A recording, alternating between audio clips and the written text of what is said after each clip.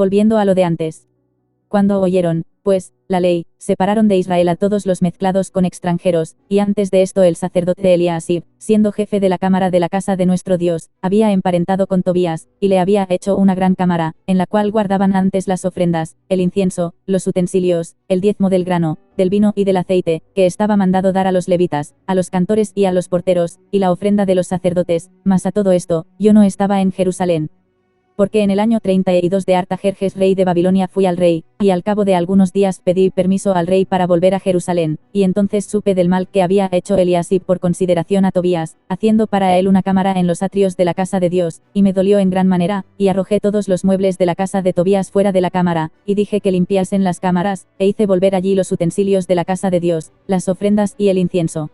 Nehemías 13 del 3 al 9. Fue una bendición pertenecer a la generación de retornados a Jerusalén, después de 70 años deportados a Babilonia. Durante el tiempo de la restauración se evidenciaba a Dios obrando en su favor, guardándolos del enemigo, frustrándoles los planes de boicotear la obra, y exhibiendo su poder en el levantamiento de todo el muro de Jerusalén en tan solo 52 días.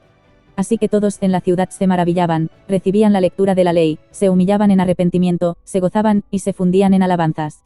Estos mismos que también escribieron una fiel promesa a Dios, de total obediencia a su palabra, y la firmaron cada uno con sus nombres, ahora estaban volviendo de nuevo a lo de antes de la restauración.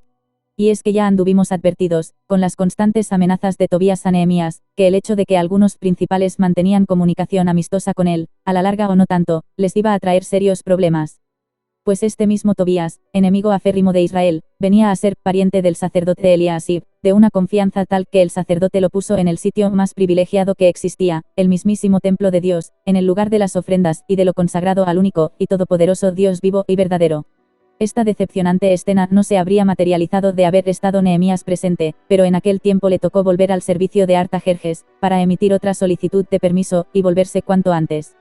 Debió de pasar el tiempo suficiente como para que olvidaran la ley, dejando de lado las lecturas, ya que, para esta ocasión, ya habían vuelto a tener la necesidad de separar a los mezclados con extranjeros, cosa que ya se hizo durante el inicio del levantamiento de los muros, organizado por Nehemías. Además que, un templo ocupado por un pagano como Tobías, ¿quién iba a querer sustentarlo con sus ofrendas y diezmos? ¿Acaso no se iba a beneficiar de lo que debía ser para consagración, si ya se estaba beneficiando del propio templo? En consecuencia, el pueblo dejó de diezmar y sustentar a los levitas y a los cantores del templo, así que a estos les tocó volverse cada uno a su heredad, para buscarse la vida.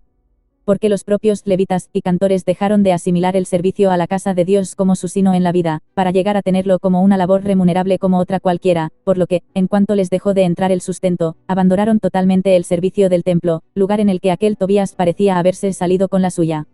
Pero Dios permitió que Nehemías volviera a tiempo para reponer de nuevo el orden y la santidad en la ciudad y, sobre todo, en el templo.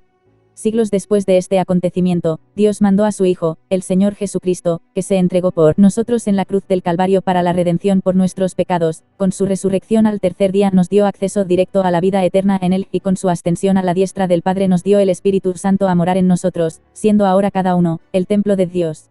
Los inicios de la Iglesia en Judea fueron hermosos, donde los convertidos convivían y perseveraban unánimes en la lectura y la oración. Con la muerte de Esteban y el inicio de la persecución a todo aquel que considerara a Jesús como el Mesías, se vieron obligados a volverse a las ciudades de donde habían venido. Este acontecimiento facilitó la expansión del Evangelio. La Iglesia iba creciendo, habiendo cada vez más ciudades en las que se congregaban, una expansión que requería también de alguien que les mantuviera unánimes en la sana doctrina, y para esto fue llamado Pablo por el Señor, como apóstol a los gentiles, para sentar la base doctrinal cristiana de donde todos se levantaran como una sola edificación, en Cristo. Igual que cuando en Jerusalén firmaron la fiel promesa, cuando nacía una nueva congregación de la Iglesia de Cristo, sus inicios reflejaban la disposición de mantenerse escrupulosamente fieles al Evangelio. Todo iba bien mientras Pablo se mantenía cerca, pero podía suceder como a los de Galacia, que de no mantener su disciplina en la sana doctrina y en la práctica de la fe cristiana en lectura y oración, acabaron abrazando doctrinas judaizantes, por haberse querido emparentar con falsos hermanos. Estoy maravillado de que tan pronto os hayáis alejado del que os llamó por la gracia de Cristo, para seguir un evangelio diferente, no que haya otro, sino que hay algunos que os perturban, y quieren pervertir el evangelio de Cristo, mas si aún nosotros, o un ángel del cielo, os anunciare otro evangelio diferente del que os hemos anunciado, sea anatema.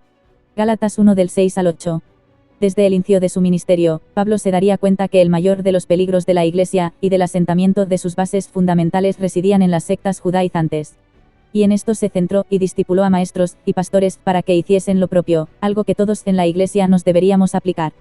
Te encarezco delante de Dios y del Señor Jesucristo, que juzgará a los vivos y a los muertos en su manifestación y en su reino, que prediques la palabra, que instes a tiempo y fuera de tiempo, redarguye, reprende, exhorta con toda paciencia y doctrina, porque vendrá tiempo cuando no sufrirán la sana doctrina, sino que teniendo comezón de oír, se amontonarán maestros conforme a sus propias concupiscencias, y apartarán de la verdad el oído, y se volverán a las fábulas. Pero tú sé sobrio en todo, soporta las aflicciones, haz obra de evangelista, cumple tu ministerio. Segunda a Timoteo 4 del 1 al 5.